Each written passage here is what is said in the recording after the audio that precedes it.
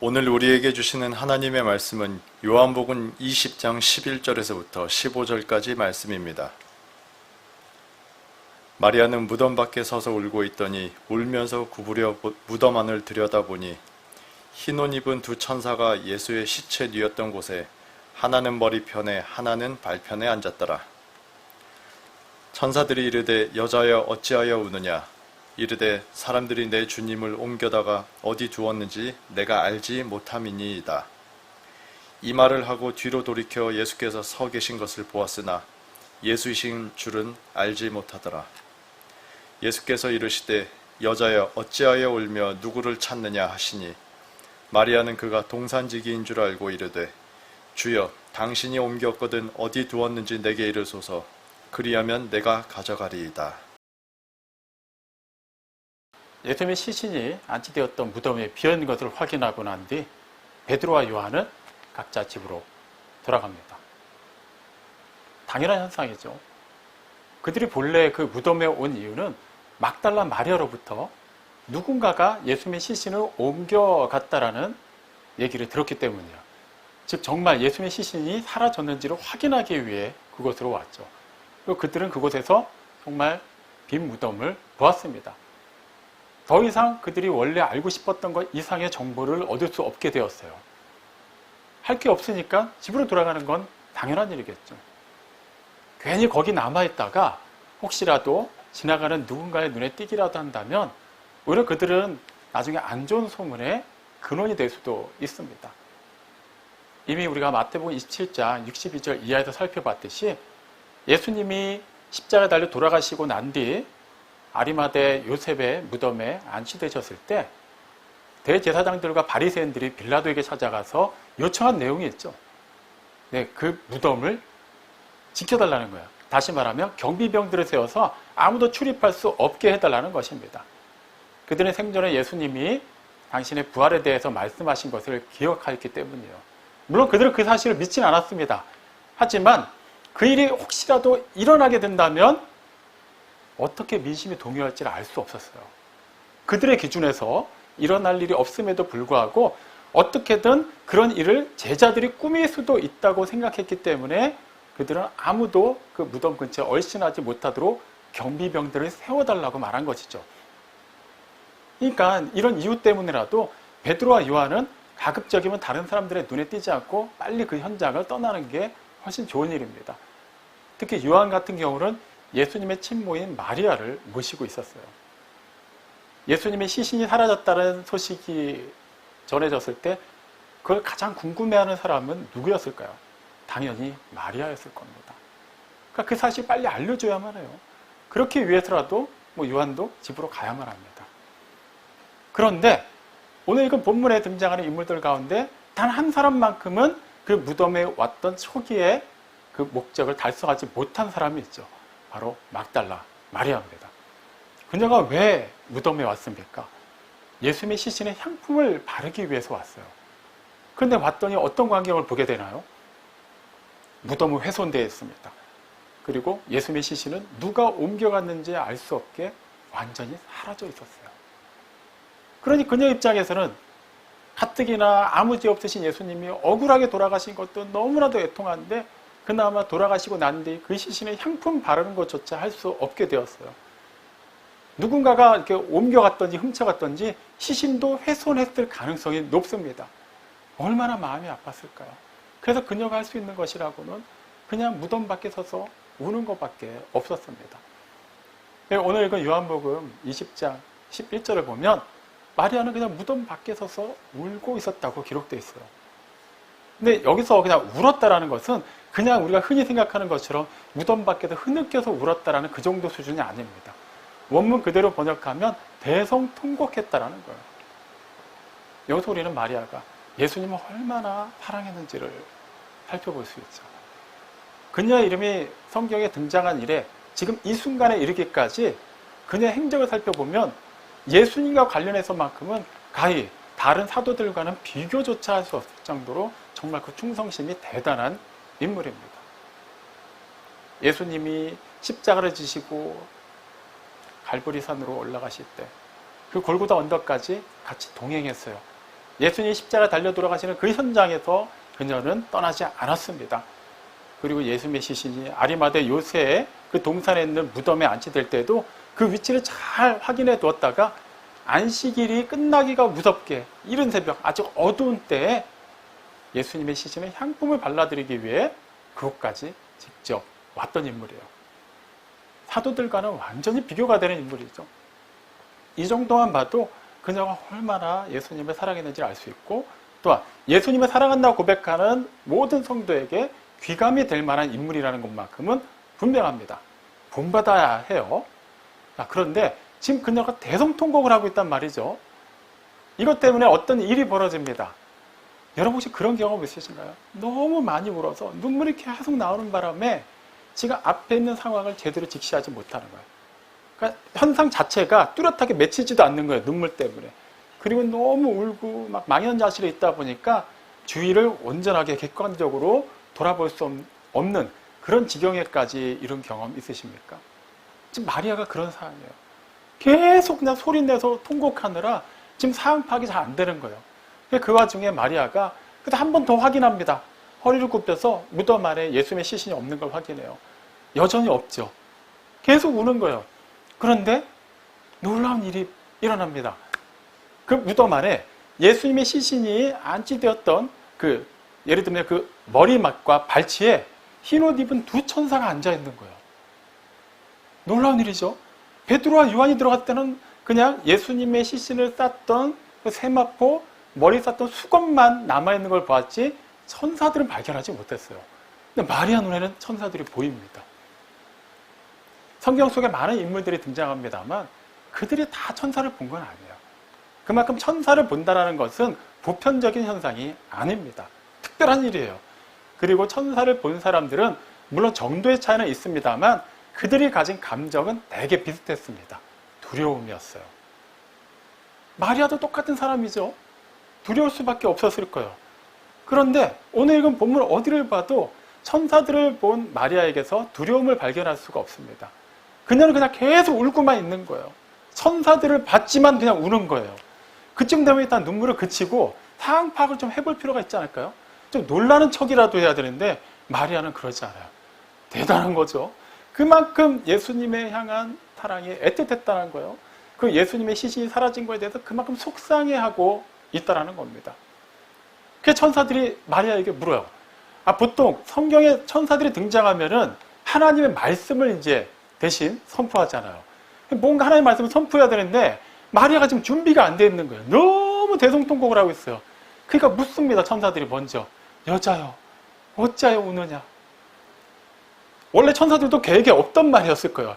지금 우린 이 말 하러 온 게 아닌데 예수님 부활하셨다라는 소식을 알려야 되는데 지금 막 너무 크게 오니까 지금 도저히 대화가 안 되는 거예요.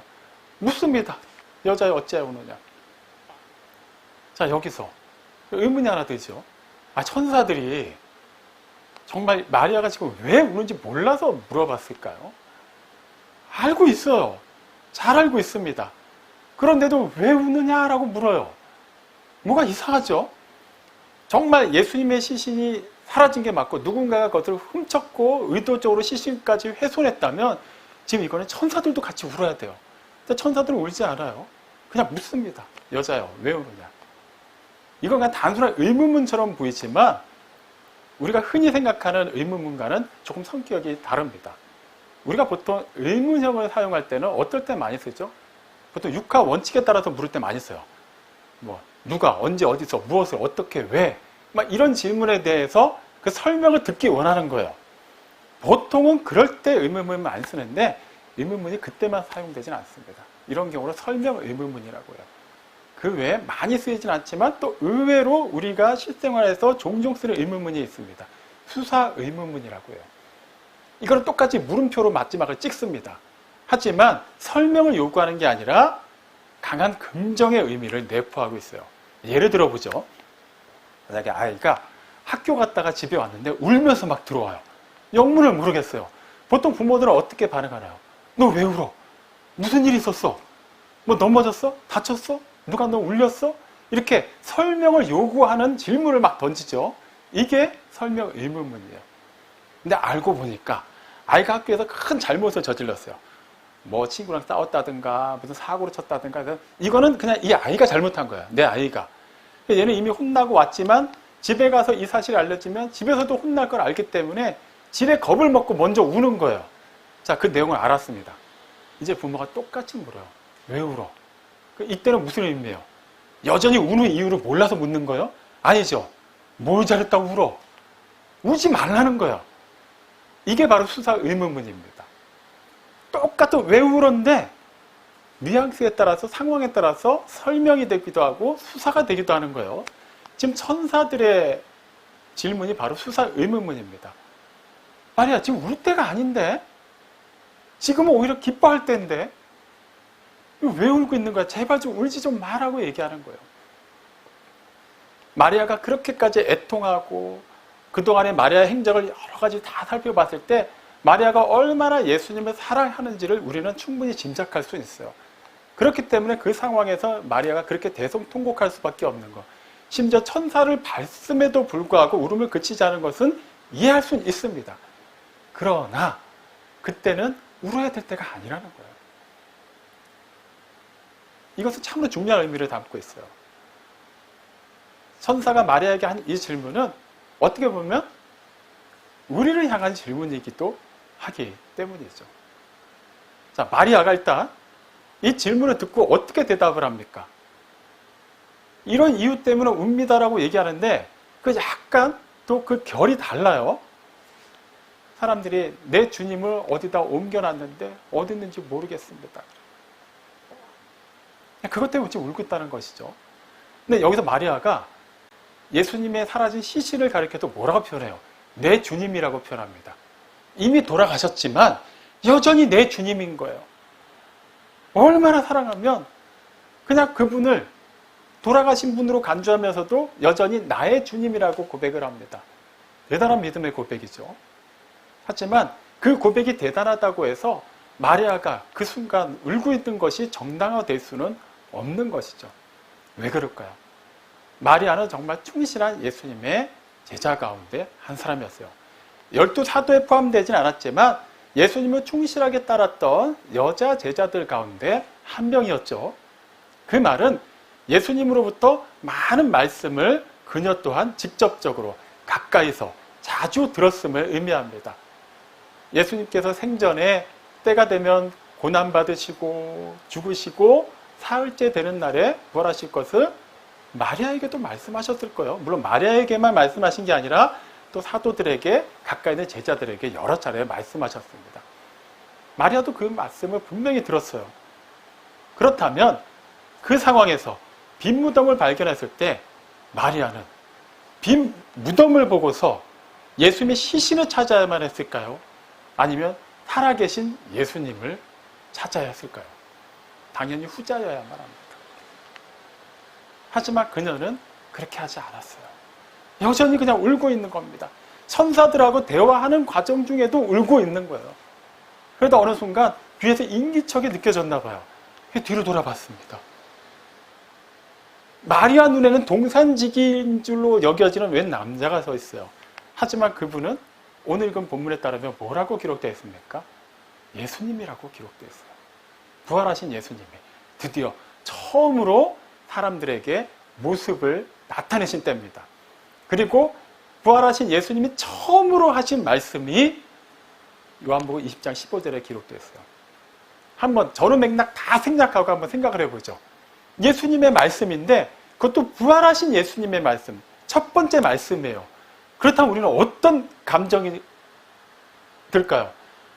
일단 예수님이 막 입을 때 싫어하는 순간에 그 자리에 있는 입장에서는 굉장히 막 가슴이 웅장해지지 않을까요? 막 가슴이 설레고 도대체 사망 권세를 이기신 예수님께서 처음으로 나에게 하신 말씀이 어떤 말씀입니까? 긴장도 되면서 굉장히 벅찬 가슴으로 들어야만 할 것입니다. 자, 이제 마리아가 그걸 듣는 거예요. 복음서에 기록된 최초의 부활하신 예수님의 말씀. 근데 그 말씀이 놀랍게도 앞서 천사들이 한 수사 의문문과 똑같습니다. 여자여, 왜 울고 있으며 누구를 찾고 있느냐? 그 상황이면 원래 예수님도 아마 이렇게 말씀하셔야 옳지 않을까요? 마리아야, 내가 살아났다. 내가 너에게 말한 그대로 선지자들이 예언했던 그대로 내가 죽음의 권세를 깨트리고 부활했다. 뭐 이렇게 말씀하셨어야 되는 상황인데 예수님조차 그 말씀을 처음에 못하세요. 마리아 그때도 대성통곡을 하고 있는 거예요. 그러니까 예수님이 일단 마리아 좀 진정시켜야 되는 겁니다. 여자, 왜 울고 있느냐? 누굴 찾고 있느냐? 마리아가 그때도 뭐라고 얘기해요? 만약에 당신이 동산직인 줄 알고 지금 동산직이라고 간주하고 얘기하는 거예요. 당신이 옮겼거든 나에게라도 알려주십시오. 그러면 내가 찾아가겠나이다. 여전히 예수님의 시신을 찾는 그 마음, 예수님의 죽음에 대해 애통해하는 마음 한결같아요. 그 마음 자체를 우리가 함부로 표명할 수는 없습니다. 대단한 거죠. 제자들은 그렇게까지 통곡하진 않았잖아요. 그냥 진짜 예수님 시신이 사라졌네? 좀 이상하게 여기면서 돌아가긴 했지만 뭐 그거에 대해서 어떠한 그런 마리아처럼 그런 애틋한 감정, 어떤 벅찬 감정, 어떤 것도 표현하지 않았어요. 그들에 비하면 마리아는 분명히 칭찬받을 만합니다. 하지만 지금 다른 사람도 아니라 예수님이 그녀의 눈앞에 서 계십니다. 부활하셨으니까 뭔가 모습이 달라지셨을까요? 뭔가 다른 옷을 입으셨고 뭔가 느낌이 기존과는 너무 달랐기 때문에 마리아가 못 알아본 것일까요? 아니면 하도 대성통곡하느라 눈물이 앞을 가려가지고 예수님의 형상이 뚜렷하게 안 보였기 때문일까요? 뭐 충분히 그런 가능성도 배제할 수는 없어요. 하지만 우리가 이제 다음에 살펴보겠습니다만 16절에 보면 예수님께서 이제 부활하시고 두 번째 하신 말씀이 뭐냐면 마리아야 하면서 마리아의 이름을 부르신 장면이에요. 그때는 마리아가 알아봅니다. 무슨 말일까요? 예수님이 평상시 모습 그대로였다라는 거예요. 그분의 목소리 그대로 대하는 거예요. 왜 울면 누구를 찾느냐라고 물으셨을 때는 왜 예수님인지를 몰랐을까요? 목소리가 똑같았을 텐데 그것은 마리아가 요한복음 20장 초반부에 보여준 그 견지한 모습을 통해서 알 수가 있어요. 무엇입니까? 마리아가 처음에 빈 무덤을 발견하고 나서 베드로와 요한에게 가서 뭐라고 얘기하죠? 사람들이 우리 주님의 시신을 어디다 옮겼는데 어디 있는지 알 수 없습니다. 천사들이 왜 우냐고 물었대도 같은 맥락의 얘기를 해요. 내 주님의 시신을 사람들이 옮겨갔는데 어디 있는지 모르겠습니다. 심지어는 예수님이 질문하셨을 때도 똑같은 얘기를 하는 거죠. 만약에 당신이 옮겨갔으면 나에게라도 알려주십시오. 자, 지금 마리아는 절대적인 전제 조건 하나 이렇게 세워놓고 지금 얘기하고 있는 거예요. 뭐죠? 예수님의 시신이 사라졌다라는 거예요. 그러면 그것이 가능하려면 어떤 전제가 있어야 말죠? 예수님은 돌아가셨다라는 거예요. 죽으셨다라는 거예요. 끝났다라는 거예요. 살아나실 수가 없다라는 거예요. 예수님의 충실한 제자 가운데 한 사람으로서 예수님이 반드시 살아나실 것에 대해서 여러 차례 말씀하신 것을 들었을 확률이 매우 높은 마리아는 지금 그 말씀을 까마득하게 잊어버린 거예요. 자신의 경험, 그리고 기본적인 상식에 비추어서 예수님의 시신만을 찾고 있는 겁니다. 그렇지, 십자가에서 그렇게 피를 흘리시고 고통당하시고 심지어 옆구리에 창이 찔리셨는데 심장부위가 찔려서 물과 피를 다 쏟으셨는데 어떻게 살 수 있겠어요? 세마포에 쌓인 채 무덤에 안치되었고 3일째가 되었으니 이 나라의 이 지역의 그런 기후를 감안할 때 이미 썩어서 냄새가 날 확률도 높은 이 상황에서 어떻게 살아날 수가 있지? 아예 그 말씀하신 바를 완전히 배제하고 그냥 죽었다고 간주하고 있는 거예요. 그는 처음에 천사들의 질문에 대해서 내 주님인 예수님을 찾았어요. 현재형으로 찾고 있습니다. 하지만 그녀가 현재 찾고 있는 내 주님은 이미 역사적으로 돌아가신 분이에요. 그녀한테는 그렇다라는 거예요. 그 당시에. 아무리 그녀의 고백이 숭고해 보이고 굉장히 애틋해 보인다 할지라도 살아계신 예수님을 돌아가신 분으로 간주한 이상 그 믿음이 결코 건전한 믿음이 될 수는 없겠죠. 예수님이 정말 사랑하는 마음으로 그 자리까지 왔고 그 자리를 지키고 있고 대성통곡하고 있다고 해서 그녀가 하나님의 말씀을 깡그리 잊어버린 것을 우리는 곱게 포장할 수는 없습니다. 이런 마리아를 보고 있으면 답답한 심정이 들 수도 있어요. 그래, 말씀을 까먹었다 치자고요. 지금 상황상 누구라도, 뭐 베드로도 여전히 예수님이 돌아가신 것으로만 알고 있는 마당에 마리아도 충분히 그럴 수 있잖아요. 하지만 천사들이 나타나서 마리아에게 질문을 할 정도면 분위기 파악 좀 해야 되지 않을까요? 아니면 그 정도까지 안 갔으면 예수님이 뒤에서 마리아를 이렇게 부르셨을 때, 그리고 예수님을 보았을 때 그때라도 눈치를 챘어야 되지 않을까요? 하지만 마리아는 그렇게 하지 못합니다. 물론 그 뒤에 예수님이 마리아야 하고 이름을 부르시고 난 뒤에는 알아보지만 여전히 처음 예수님을 대면한 그 순간만큼은 마리아에게서는 예수님은 살아계신 분이 아니라 이미 돌아가시고 끝난 분이었다는 것이죠. 그녀의 관심사는 살아계신 예수님, 반드시 살아나실 것에 대한 그 말씀에 쏠려 있지 않습니다. 예수님의 시신을 찾기에 급급할 뿐이었어요. 하지만 마리아의 이런 답답한 모습이 과연 마리아에게만 해당되는 것일까? 그렇지 않다는 것을 우리는 자연스럽게 인정할 수밖에 없습니다. 굳이 제가 세세한 예를 들 필요는 없을 것 같아요. 우리 평소 기도를 한번 볼까요? 여러분 그때마다 일단 어느 이렇게 특별한 기도 제목이 있어서 기도하실 때도 있지만 아마 어느 일정 기간 동안 오랜 시간에 걸쳐서 꾸준하게 기도하는 제목들도 있을 겁니다. 그 외에 좀 성격은 다르지만 막 간절한 마음으로 뭐 작정 기도를 하거나 뭐 금식 기도를 하거나 뭐 그렇게 특별한 의미가 있는 기도 제목을 붙잡고 씨름하는 경우도 적지 않을 거예요. 보통 우리는 답을 알기를 원하죠. 그 선택의 갈림길에서 하나님, 내가 가야 되는 길이 어떤 길입니까? 하나님께서 나를 위해서 예비하신 길이 무엇입니까? 알려주십시오라고 물어요. 표면적으로는 그렇게 묻습니다. 그리고 정말 하나님이 알려주시기만 하면 우린 뒤도 돌아보지 않고 그 길만을 갈 것처럼 그렇게 기도를 하기 마련이죠. 실제 그런 심정으로 기도할 때가 많은 것도 사실이에요. 하지만 정말 우리의 기도가 순수하게 정말 100% 하나님의 뜻을 알기를 원하고 하나님께서 뜻을 알려주시기만 하면 그 길로 가겠다라는 그런 결심을 가지고 하는 기도인 경우가 많습니까? 그렇지 않을 때가 더 많지 않나요? 이미 하나님은 말씀으로 우리에게 답을 주셨고 하나님께서 의도하신 뜻이 무엇인지를 계속해서 우리에게 성령님을 통해서 알려주고 계십니다. 그런데 우리는 자꾸 궁금해해요. 이유가 뭘까요? 네, 말씀을 일단은 제외시키기 때문이에요.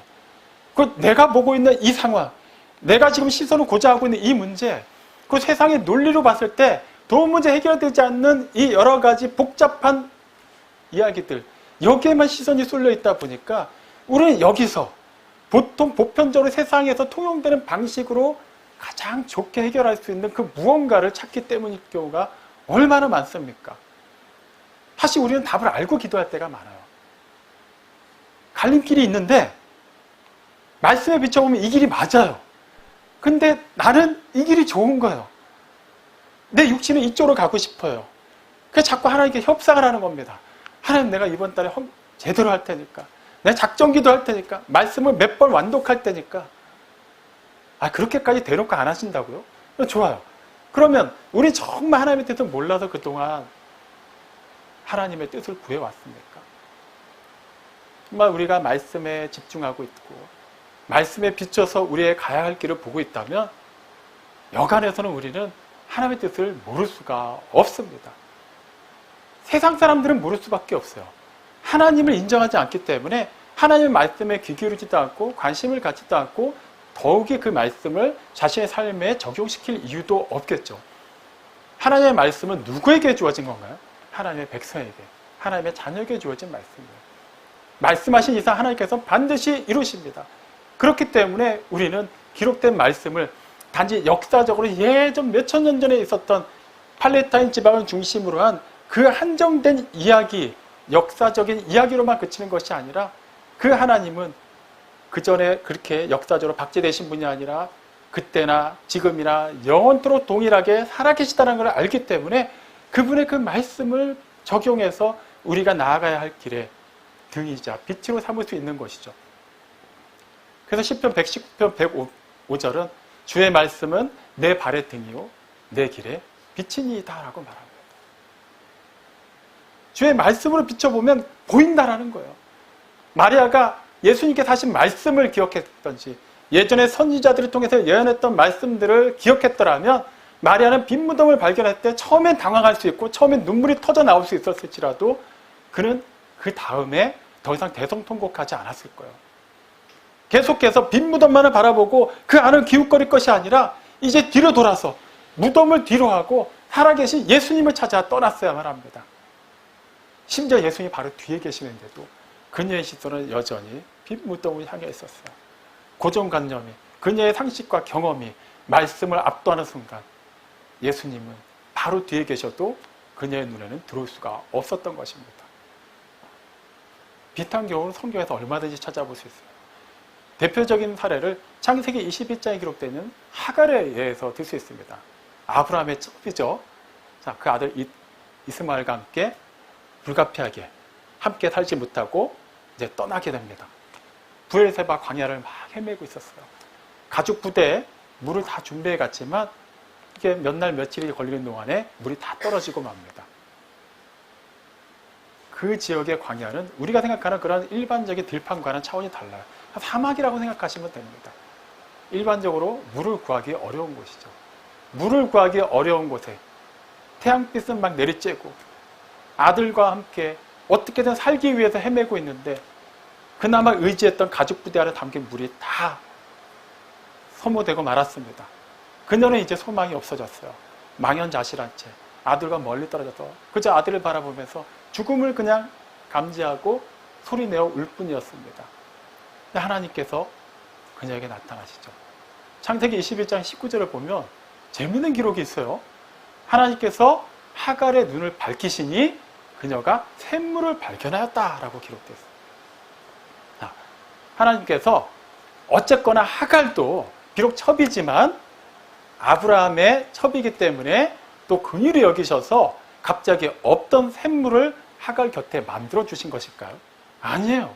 그 샘은 원래 거기 있었어요. 하갈이 있는 그 자리에 멀지 않은 곳에 샘이 있었다는 얘기입니다. 그런데 왜 하갈은 몰랐을까요? 네, 그녀는 지금 그 광야라는 그 제한적인 공간 안에 갇혀 있는 거예요. 그녀의 시선이 거기서 벗어나지 못한 겁니다. 그녀의 상식상 그곳에서는 물이 없으면 죽을 수밖에 없는데 그 생명을 보존하기 위해서 준비했던 물이 다 떨어지고 나니까 자기는 죽을 수밖에 없다고 생각한 거예요. 샘이 근처에 있는데도 그냥 포기한 겁니다. 찾아 나서지 않은 거예요.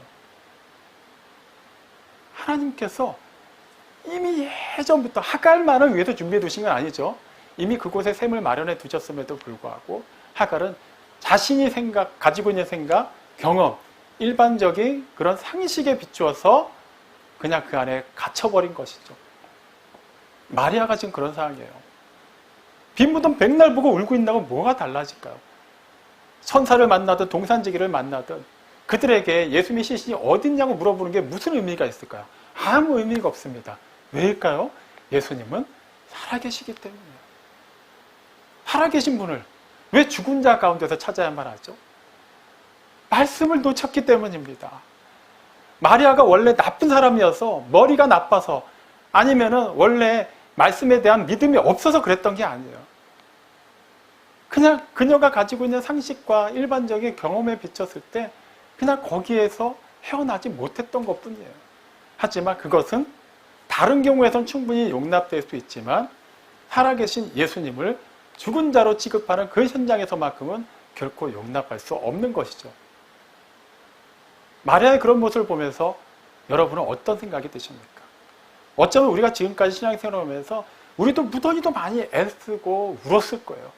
나는 굳이 대성통곡하면서 기도한 적 없는데요 라고 말할 수 있겠지만 꼭 그렇게 물리적으로 눈물을 흘리지 않더라도 정말 간절하게 기도하고 무언가를 이루어지기를 바라며 하나님께 서원하기도 하고 말씀을 묵상하며 답을 찾으려 시도하기도 하고 여러 사람들에게 상담을 요청하기도 하고 기도 부탁을 하기도 하고 어떻게든 우리가 힘쓰면서 그 문제를 해결하려고 했던 적이 다 있지 않습니까? 자, 그 일들을 한번 굳이 하나하나 다 떠올릴 필요는 없어요. 그냥 생각나는 거 몇 가지만 한번 추려보자고요. 과연 정말 우리는 살아계신 하나님의 말씀에 의지하여서 그 말씀의 빛을 비추어서 그 깜깜한 길 비추어 보았습니까? 아니면 그저 이미 하나님께서 길을 보여주심에도 불구하고 한쪽 길은 깜깜하고 한쪽 길은 환해요. 말씀에 비춰진 그 길, 이 길로만 가면 되는데도 불구하고 우리는 어떻게든 이 빛을 어떻게 전기공사를 해오든지 어떻게 막무가내로 때려서서라도 여기에도 좀 비춰주시기를 바라면서 애쓰고 있지 않았나요? 그렇게 백날 애쓰고 눈물을 흘린들 무슨 의미가 있을까요? 하나님께서는 그런 우리에게 똑같이 물으실 겁니다. 왜 울고 있느냐? 무엇을 기도하고 있느냐? 누구를 찾고 있느냐? 사랑하는 성도 여러분, 우리는 이미 역사적으로 2000년 전에 돌아가신 주 예수 그리스도를 믿는 사람들이 아닙니다. 그때도 살아계시고 지금도 살아계시고 영원히 살아계신 전능하신 창조주 하나님을 믿고 있습니다. 그분이 우리와 함께 하십니다. 그런데 그분으로 말미암는 복을 구하지 않고 이 땅에서의 복만을 구하느라고 이 땅만을 바라보고 있다면 하늘로부터 임하는 하나님의 은혜를 우리가 어떻게 만끽할 수 있을까요? 마땅히 비가 내려야 되는 곳에 하나님께서 비를 내려주고 계시는데 지금 비가 내릴 필요가 없는 곳에서 기후제를 백날 드린들 무슨 의미가 있을까요? 이제 더 이상 자신이 뜻하는 것을 이루기 위해서 하나님 아버지의 뜻이 하늘에서와 같이 땅에서 이루어지기를 바라기보다 그냥 나의 뜻이, 나의 나라가 내가 원하는 그 일이 이루어지기만을 바라며 소위 말하는 하나님의 보좌를 흔드는 그런 기도를 하느라 에너지를 소모하지 마십시오. 당장 슬퍼할 만한 일, 정말 대성통곡할 만한 일이 있을 수 있죠. 얼마든지 있을 겁니다. 하지만 그 일이 나와 함께 하시는 하나님께서 그 모든 일을 그냥 방관자로 보시는 것이 아니라 그것을 주관하시고 섭리하셔서 가장 아름다운 결과를 이끌어내신다는 것을 믿는다면 우리는 오히려 잠시 울 수 있을지라도 그 슬픔 가운데 잠식당하지 않고 오히려 선한 일을 이루시는 하나님께 감사할 수 있는 것입니다.